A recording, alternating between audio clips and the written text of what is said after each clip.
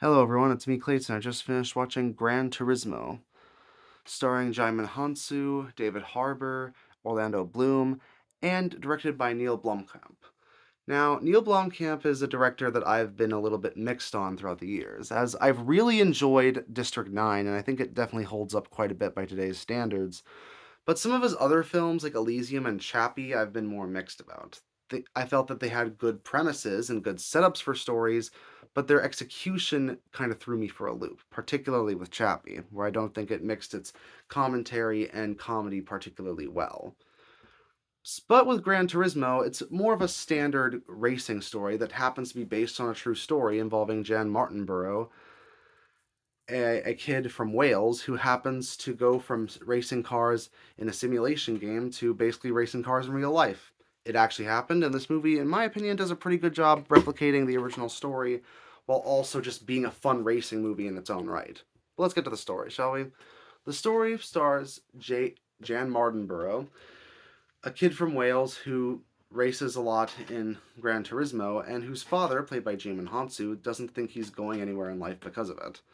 That is until Nissan and Sony basically offer a chance of a lifetime for a gamer to race in a real race car if they happen to be the best gamers around. It's basically a big ploy by Orlando Bloom's character to increase sales for Nissan's cars, to tap into an untapped market, so to speak. So he happens to get an engineer played by David Harbour to help out with his Gran Turismo Academy when the 10 best gamers around end up qualifying for said academy.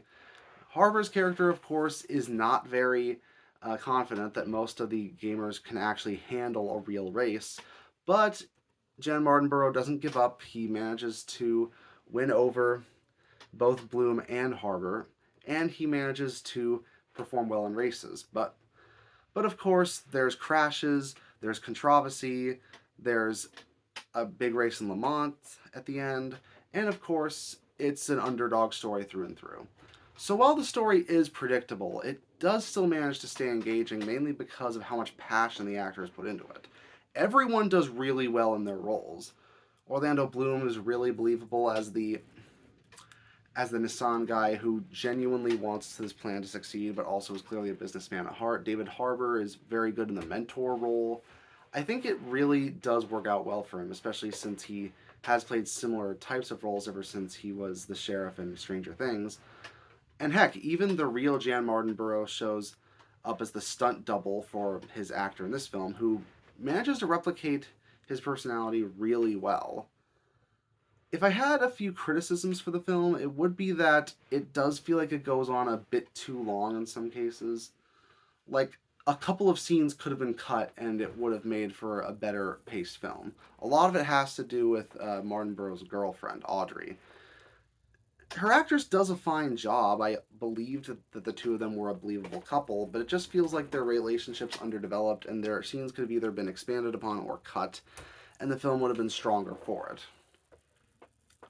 On top of that, because the story is predictable, you can basically see every beat coming a mile away, even if you don't know the actual story of Jan Martinborough. And I'm sure not everyone watching the film is going to know the exact story.